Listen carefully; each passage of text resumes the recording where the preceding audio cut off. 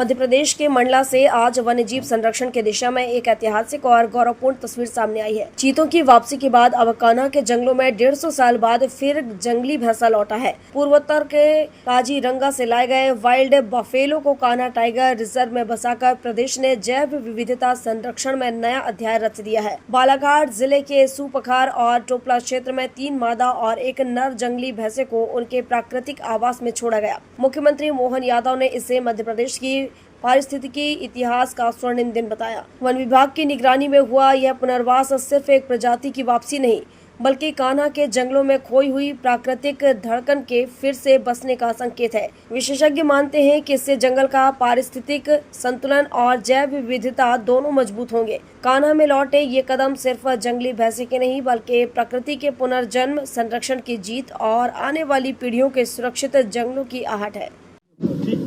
मध्य प्रदेश के लिए आज का ऐतिहासिक दिन है। 150 साल बाद मध्य प्रदेश की धरती पर कान्हा टाइगर अभयारण्य में एक बार फिर जंगली भैंसा, मैं मान के चलता हूं कि ये हमारे पर्यावरण के लिए, परिस्थिति तंत्र के लिए अद्भुत अवसर है।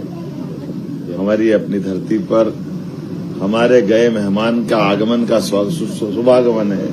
मेरी अपनी ओर से बहुत बधाई। और जैसा कि मुझे बताया गया है कि इनके आने से हमारे ये पूरे इकोसिस्टम में बड़ी मदद रहेगी।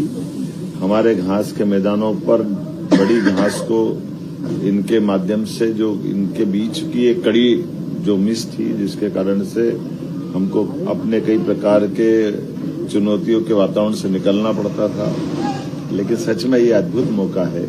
ऐसे ही अवसरों से हमारा न केवल जंगल समृद्ध होता है, बल्कि यशस्वी प्रधानमंत्री के नेतृत्व में हमारा एक एक करके वो सारे वन्य प्राणी जो विलुप्त प्राय या कई साल पहले यहाँ से चले गए, अब मध्य प्रदेश के जंगल में सारे वो जानवर आ रहे हैं, जिनके लिए सदैव हमारी जंगल की शोभा भी बढ़ेगी।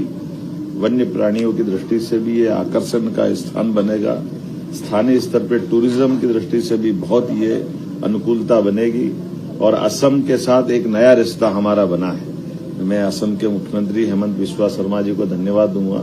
पिछले से हमने विजिट की थी और जंगली भैंसा और गेंडा लाने की बात की थी, और ये उस कड़ी का पहला चरण हमारा आज प्रारंभ हुआ। लगभग 4 जंगली भैंसा हमारे पास आए, जिसमें 3 फीमेल, 1 मेल है।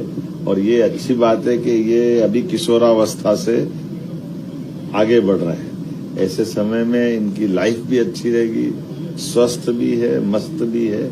माँ कामाख्या का आशीर्वाद भी है।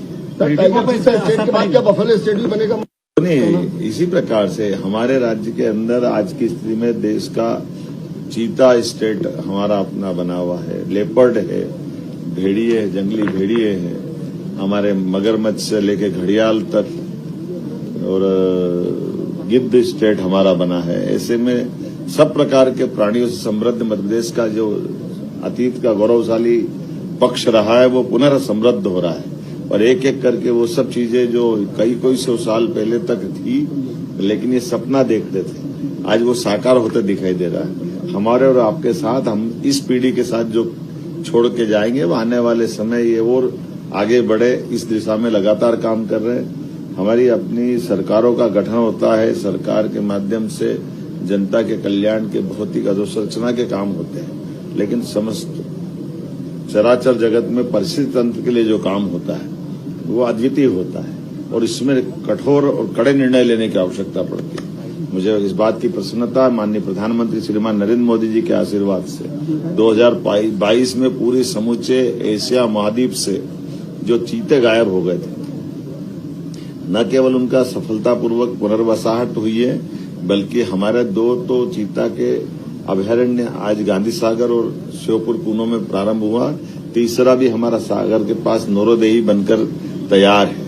ऐसे में एक एक करके वो सारे वन्य प्राणियों के लिए हम काम कर रहे हैं, जिनकी आज हमारे सबके लिए उस भविष्य की दृष्टि से ये धरोहर के रूप में रहेंगे। मेरी अपनी ओर से इस अवसर पर माननीय सांसद हमारी भारती पारदी जी, हमारे भगत सिंह नेताम जी, हम सब ने मिलकर आज आनंद के साथ इस अवसर के साक्षी बनने का सौभाग्य पाया है।